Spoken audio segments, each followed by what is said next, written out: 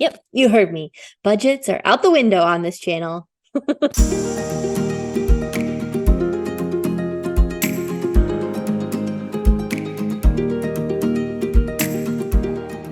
Well, hey there. I'm Kimberly Ferguson, CEO and founder of Emerald Expectations Accounting. I'm so happy that you're here. The Emerald Corner is a place where life and business meet. So my goal is to share with you the process of running a business while maintaining a life with your loved ones. In today's video, we're going to be talking about how to create a monthly spending plan. Yep, you heard me. Budgets are out the window on this channel. I mean, don't get me wrong. If budgets work for you, that's totally cool. But you're a unicorn, in my opinion. For the rest of us, we don't like to limit ourselves with budgets, right? We want to spend with purpose instead. How about that? Throw that word out of your vocabulary and let's replace it with forecast or monthly spending plan, okay?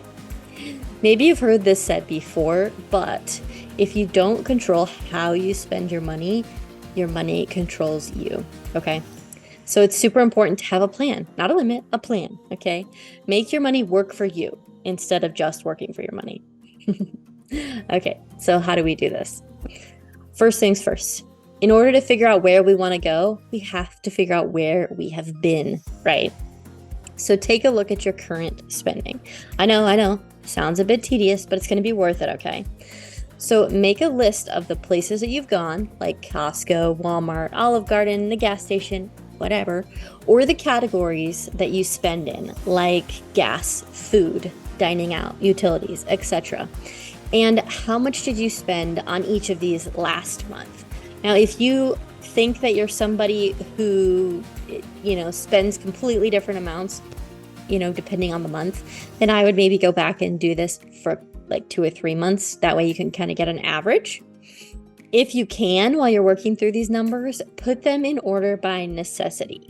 Meaning, if something is absolutely necessary, like it goes on top, like, grocery store, your food, your utilities, or your rent, that goes on top, right?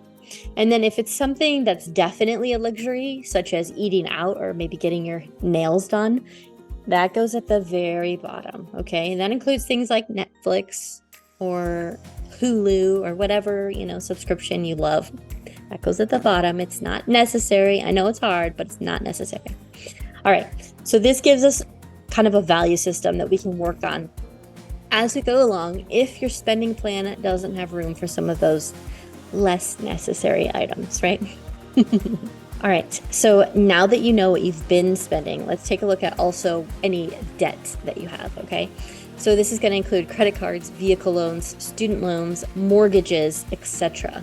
So let's make a list of all of those, including what their minimum payment is, including interest rates and the balance remaining on those debts, okay? And then last thing we're going to do is we're going to take a look at your income and we're going to compare it with those expenses, okay? So we're going to start with the necessities. So we've got lodging, we've got vehicle, we've got food, and we've got clothing, okay? And then we're going to add those extra debt payments. Obviously, if your mortgage was included in those first section for lodging, you don't need to include that again. But, credit cards, other loans, stuff like that. And then if you have money left over, you can start adding in those less necessary items, right?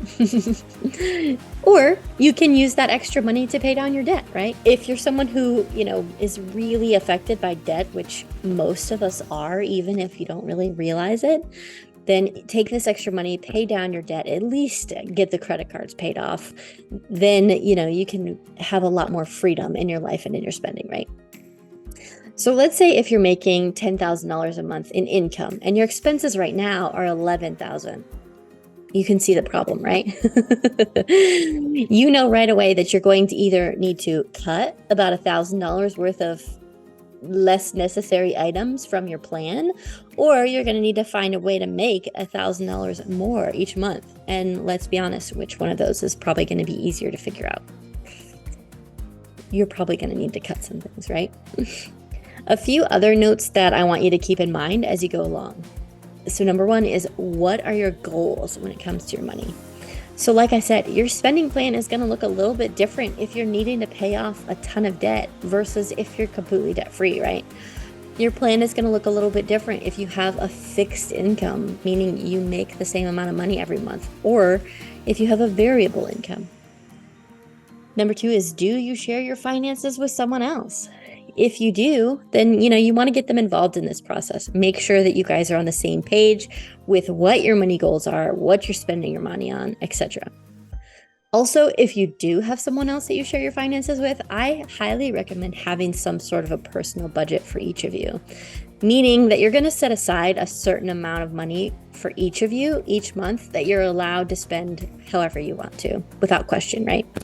If you want to save up your money for a big purchase, or if you just want to spend it all on shoes or spend it all on hunting gear or whatever, then the other person doesn't get a say in that, right? And then number 3 is, don't forget about savings. And this can mean several different things, right?